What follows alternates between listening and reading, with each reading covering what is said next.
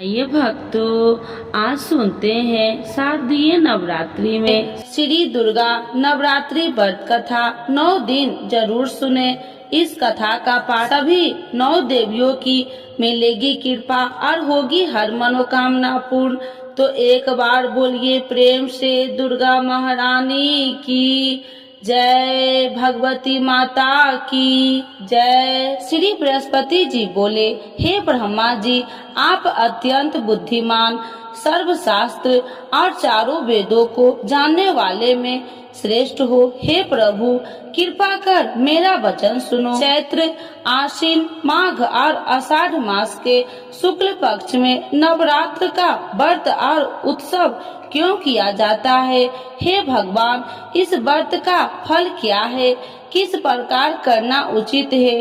और पहले इस व्रत को किसने किया, सो विस्तार से कहो। श्री बृहस्पति जी का ऐसा प्रश्न सुनकर ब्रह्मा जी ने कहने लगे, हे बृहस्पति देव, प्राणियों का हित करने की इच्छा से तुमने बहुत ही अच्छा प्रश्न किया है। जो मनुष्य मनोरथ पूर्ण करने वाली दुर्गा महादेवी, सूर्य और नारायण को ध्यान करते हैं, वे मनुष्य धन है। यह नवरात्र व्रत संपूर्ण कामनाओं को पूर्ण करने वाला है। इसके करने से पुत्र चाहने वाले को पुत्र, धन चाहने वाले को धन, विद्या चाहने वाले को विद्या और सुख चाहने वाले को सुख मिलता है। इस व्रत को करने से रोगी मनुष्य को रोग दूर हो जाता है और कारागार में पड़ा हुआ मनुष्य बंधन से छूट जाता है। मनुष्य की तमाम विपत्तियां दूर हो जाती है और उसके घर में संपूर्ण संपत्ति आकार उपस्थित हो जाती है। बंध्या और काक बंध्या के इस व्रत के करने से पुत्र हो जाता है। समस्त पापों को दूर करने वाले इस व्रत के करने से ऐसा कौन सा मनोरथ है जो सिद्ध नहीं हो सकता? यदि व्रत करने वाला मनुष्य सारे दिन का उपवास न कर सके तो एक समय भोजन करे और उस दिन बंधावों सहित नवरात्रि व्रत की कथा श्रवण करे। हे बृहस्पति देव, जिसने पहले इस महाव्रत को किया है, उसका पवित्र इतिहास मैं तुम्हें सुनाता हूँ। तुम सावधान होकर सुनो। इस प्रकार ब्रह्मा जी के वचन सुनकर बृहस्पति जी श्री ओम बोले, हे ब्राह्मण, मनुष्य को कल्याण करने वाले इस व्रत के इतिहास को मेरे लिए कहा। मैं सावधान होकर सुना। श्री ओम रहा हूँ, आपकी शरण आई हूँ, मुझ पर कृपा करो। ब्रह्मा जी बोले, पीठित नाम के मनोहर नगर में एक अनाथ नाम का ब्राह्मण रहता था। वह भगवती दुर्गा का भक्त था। उसके संपूर्ण सत्गुणों से युक्त मानो ब्रह्मा की सबसे पहली रचना हो ऐसी अर्थात नाम वाली सुमित नाम की एक अत्यंत सुंदर कन्या पैदा हुई। वह कन्या सुमित अपने घर के बालकपन में अपनी सहेलिया के साथ कीड़ा करती हुई इस प्रकार बढ़ने लगी जैसे शुक्ल पक्ष में चंद्रमा की कला बढ़ती है। उसका पिता प्रतिदिन दुर्गा की पूजा और होम किया करता था। उस समय वह भी नियम से वहाँ उपस्थित होती थी।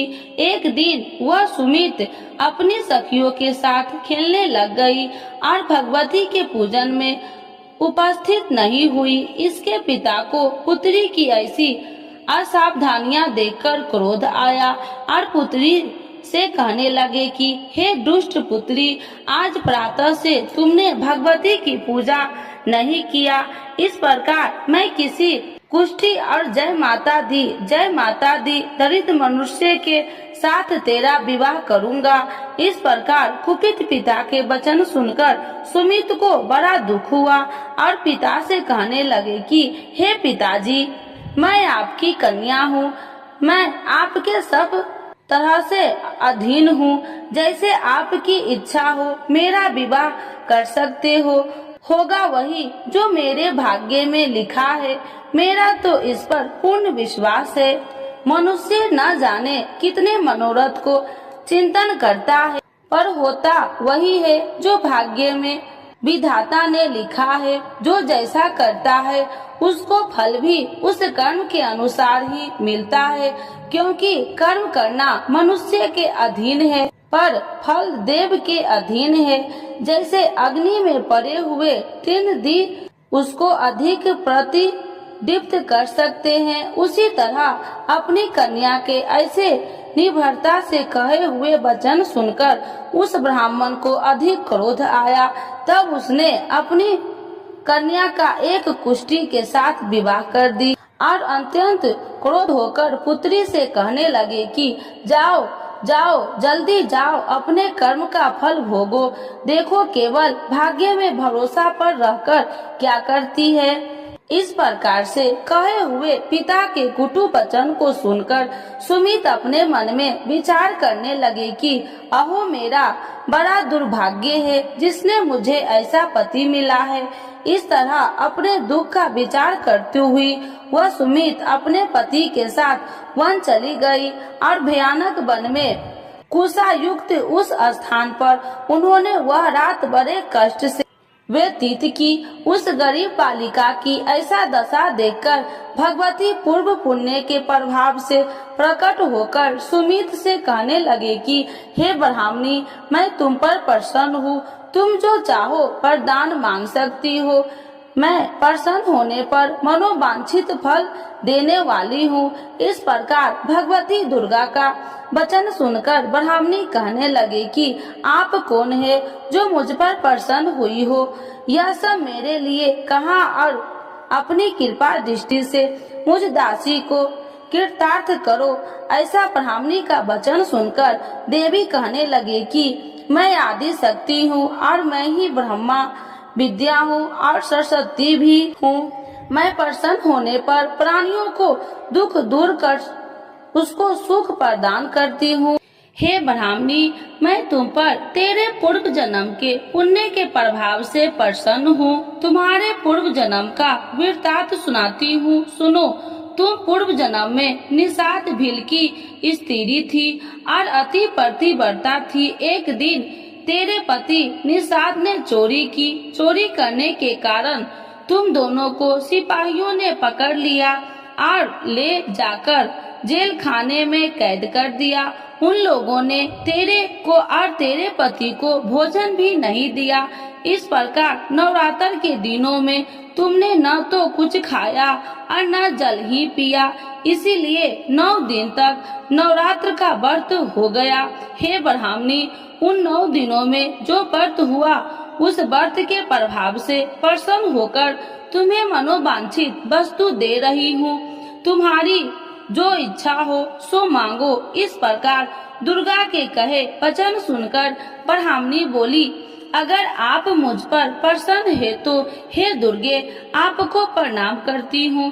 कृपा करके मेरे पति को कोढ़ को दूर करो। देवी कहने लगे कि उन दिनों में जो तुमने व्रत किया था उस व्रत के एक दिन का पुण्य अपने पति को कोढ़ दूर करने के लिए अर्पण करो। मेरे प्रभाव से तेरा पति कोढ़ी से रहित और सोने का समान शरीर वाला हो जाएगा। ब्रह्मा जी बोले। इस प्रकार देवी का वचन सुनकर वह ब्राह्मणी बहुत प्रसन्न हुई और पति को निरोग करने की इच्छा से ठीक है ऐसी बोली। तब एक उसके पति का शरीर भगवती दुर्गा की कृपा से कुष्ठहीन होकर अति कांति युक्त हो गया, जिसकी कांति के सामने चंद्रमा की कांति भी क्षीण हो जाती है। वह ब्राह्मणी पति की मनोहर देह को देखकर देवी को अति पराक्रमी वाली समझकर स्तुति करने लगी। हे दुर्गे, आप दुर्गत को दूर करने वाली, तीनों जगत को सनातप हरने वाली, समस्त दुखों को दूर करने वाली, रोगी मनुष्य को निरोग करने वाली, प्रसन्न होने पर मनोवांछित वस्तु को देने वाली और दुष्ट मनुष्य को नाश करने वाली हो। तुम ही सारे जगत की माता और पिता हो। हे अम्बे, मुझ अपराध रहित अबला की मेरे पिता ने कुष्ठ के साथ विवाह कर मुझे घर से निकाल दिया। उसकी निकाली हुई मैं पृथ्वी पर घूमने लगी। आपने ही मेरा इस आपत्ति रूपी समुद्र से उद्धार किया है। हे देवी, आपको प्रणाम करती हूँ, मुझ दिन की रक्षा करो। ब्रह्मा जी बोले कि हे बृहस्पति, इसी प्रकार उस सुमित ने मन से देवी की बहुत स्तुति की। उससे की हुई स्तुति सुनकर देवी को बहुत संतोष हुआ और ब्राह्मणी से कहने लगी कि हे ब्राह्मणी, तुम्हारे उद्याल नाम का एक अति बुद्धिमान, धनवान, कार्तिवान और जितेंद्रिय पुत्र शीघ्र ही होगा।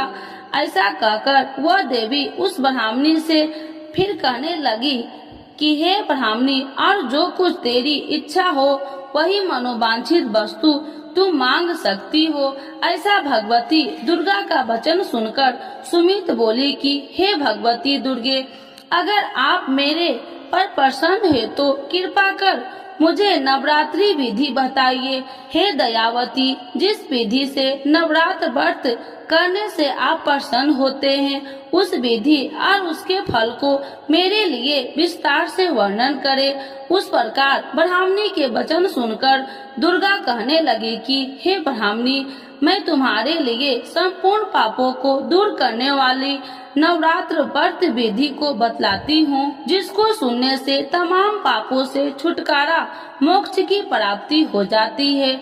आश्विन मास के शुक्ल पक्ष की प्रतिपदा से लेकर 9 दिन तक विधि पूर्वक व्रत करे। यदि दिन भर का व्रत न कर सके तो एक समय का भोजन करे। पढ़े लिखे ब्राह्मणों से पूछकर घट स्थापना करे और वाटिका बनाकर उसको प्रतिदिन जल से सींचे। महाकाली, महालक्ष्मी और महासरस्वती की मूर्तियां बनाकर उसकी नित्य विधि सहित पूजा करे और पुरुषों से विधि पूर्वक अर्घ्य दे। बिजोड़ा के फूल से अर्घ्य देने से रूप की प्राप्ति होती है। जय फल से कीर्ति, दाख से कार्य की सिद्धि होती है। आंवले से सुख और केले के भूषण की प्राप्ति होती है। इस प्रकार फलों से अर्घ्य देकर यथा विधि हवन करे। खंड, घी, गेहूं, शहद और तिल, बिल्व, नारियल, दाख और कदम, इनसे हवन करे। गेहूं होम करने से लक्ष्मी की प्राप्ति होती है। खीर व चंपा के पुष्प से धन और रत्नों से तेज और सुख की प्राप्ति होती है। आंवलों से कीर्ति और केले से पुत्र हो। कमल से राज, सम्मान और दुखों से सुख संपत्ति की प्राप्ति होती है। व्रत करने वाला मनुष्य इस विधान से होम कर आचार्य को अत्यंत नम्रता के साथ प्रणाम करे और यज्ञ की सिद्धि के लिए उसे दक्षिणा दे। इस महाव्रत को पहले बताई हुई विधि के अनुसार जो कोई करता है उसके सब मनोरथ सिद्ध हो जाते हैं। इसमें तनिक भी संशय नहीं है। इन 9 दिनों में जो कुछ दान आदि किया जाता है उसका करोड़ों गुना फल मिलता है। इस नवरात्रि के व्रत से अश्वमेध यज्ञ का फल मिलता है। हे ब्राह्मणी, इस संपूर्ण कामनाओं को पूर्ण करने वाले उत्तम व्रत को तीर्थ, मंदिर अथवा घर में ही विधि के अनुसार करे। ब्रह्मा जी बोले कि हे बृहस्पति देव, इस प्रकार ब्राह्मणी को व्रत की विधि और फल बताकर देवी अंतर ध्यान हो गई। जो मनुष्य या स्त्री इस व्रत को भक्ति पूर्वक करता है वह इस लोक में सुख पाकर अंत में दुर्लभ मोक्ष को प्राप्त होता है। हे बृहस्पति देव, यह दुर्लभ व्रत का महात्म्य मैं तुम्हारे लिए बतलाया है। ऐसा ब्रह्मा जी के वचन सुनकर बृहस्पति देव जी आनंद के कारण रोमांचित हो गए और ब्रह्मा जी से कहने लगे, हे ब्रह्मा जी, आपने मुझ पर अति कृपा की जो अमृत के समान इस नवरात्रि व्रत का महात्म्य सुनाया है। हे प्रभु, आपके बिना और कोई इस महात्म्य को सुन सकता है। ऐसा बृहस्पति जी के वचन सुनकर ब्रह्मा जी बोले कि हे बृहस्पति देव, तुमने सब प्राणियों का हित करने वाले इस व्रत अलौकिक व्रत को पूछा है, इसीलिए तुम धन्य हो। यह भगवती शक्ति संपूर्ण लोकों को पालन करने वाली है। इस महादेवी के प्रभाव को कौन नहीं जान सकता है। तो एक बार बोलिए प्रेम से दुर्गा महारानी की जय, नव दुर्गा माता की जय, भगवती माता की जय।